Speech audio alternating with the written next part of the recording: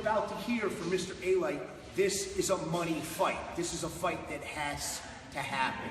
So without further ado, John, talk a little bit about the history of Phil Barone.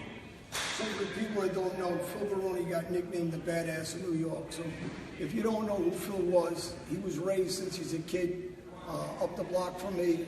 His father was involved with me, and Phil, as a young guy, was a tough, scrappy kid.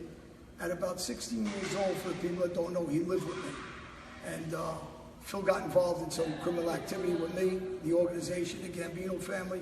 So when people call him and say he's the badass or what, well, he's a badass for a lot of things. He got involved in scores with me, he got involved in robberies with me as a young man. He's a real deal guy. Everybody knows that from the UFC.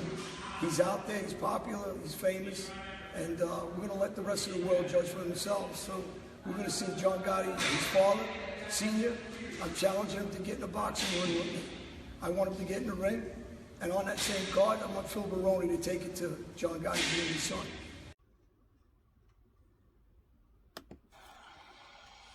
I noticed Alite said something about he wanted to fight John Jr. And then he said something about his friend wants to fight John Jr.'s son. It shows how little he knows about the mafia. We never interfere with families. You want to say something about John Jr.? Go ahead. The kid is off limits. Seems to be a nice kid. Big, tall, good-looking kid. He fights in a cage. Leave him the fuck out of your conversations. That shows how little you know about the mafia. I would like to address comments that were made by Salvatore Gravano. Except I'm not going to speak like I just awoke from a coma, because I'm addressing the Grantomaniacs, not a man whose fans read at a first grade level. Now, Salvatore Gravano thought it would be appropriate for him to comment on the press conference I did with Johnny Alite regarding the fight we're looking to get with Phil Barone, the New York Badass Phil Barone, UFC and Pride legend, not just a friend of Johnny Alite. You, Salvatore Gravano, have proven that you know absolutely nothing about the fight business. There is real history between Phil Sr., Gold Star detective, who testified in the Gotti Jr. trial and who was involved with Johnny Alite and with the Gambino crime family, and his son, UFC and Pride legend, Phil Barone Jr., not just some guy Johnny Alite knows.